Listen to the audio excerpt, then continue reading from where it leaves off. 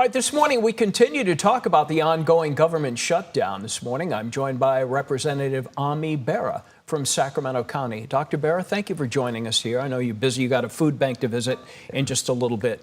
What are you hearing from Washington this morning about where we are? Yeah, not enough, right? I mean, we're hearing from American families, Sacramento families starting to struggle. You know, the food cuts, the SNAP benefits that are not going to be delivered are really going to hurt people. You know, I was talking to the county this morning.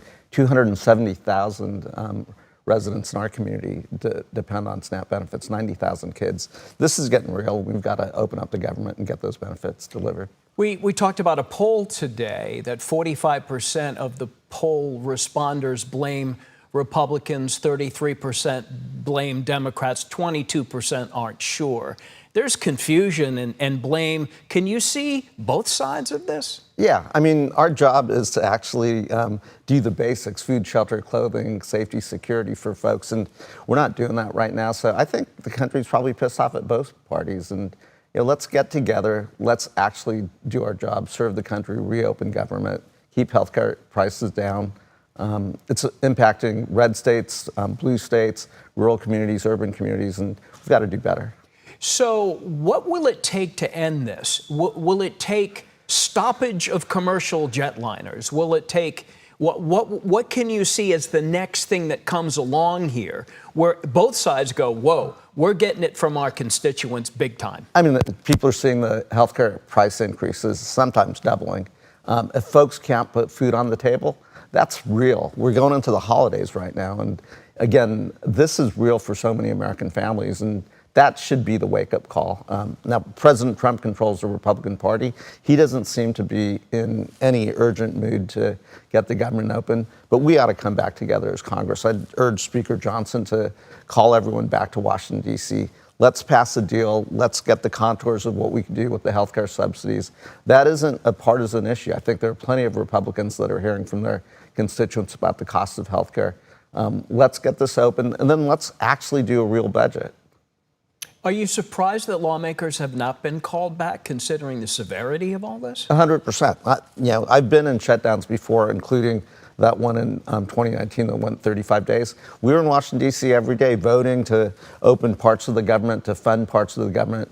At a minimum, call us back and let us fund the SNAP benefits. I would vote for that. The president suggesting the nuclear option, which he's in favor of, which is ending the filibuster and pushing it through. Some Republicans, and I know you have some information on that, some Republicans going, don't do that because that'll be done to us at some point soon down the road. Yeah, I was doing a national show yesterday with Shelley Moore Capito, the senator from West Virginia, part of Republican leadership, and she even said, it's not a great idea to do that because they know that Republicans in the Senate will be in the minority at some point, and that is what separates the Senate from the House, where the House is just a majority vote. The Senate, you really have to get 60 votes, and it does give the minority some power. Two bonus questions today, Dr. Bera. Did you vote on 50?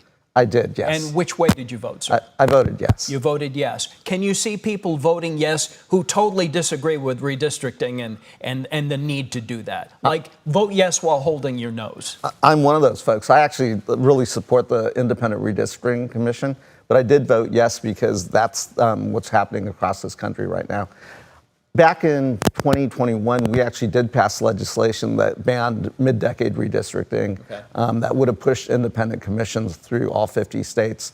Didn't ever get taken up in the Senate, but I actually think that's the right answer. Don't let the politicians draw the districts. Actually let independent commissions do it, and let's have fair districts. Okay, I grabbed my cup of coffee for an even more casual question. If the election were held today, would you support Gavin Newsom or Kamala Harris for president? I might support someone else. So. Someone else? Could you give us a name? I mean, I'm close to Rahm Emanuel, who I think is a really smart individual. Okay. Do you know for sure he's interested? I don't know if he's going to run for governor, but he's been out there, or for president. He's been out there talking. He was ambassador to Japan. Okay. Certainly was the chief of staff in President Obama's first term. I think he did some really good things in Chicago as mayor around education. Super important things. But we'll see what happens. I mean, there's ways. Let's focus on winning the majority in 2026, and then we'll go from there. I thought I had you in a corner, and you went a different direction on me. Okay, I like that. Great. All right, Dr. Ami Bera, thank you. Thank you. Hopefully you got good news coming soon. Let's see.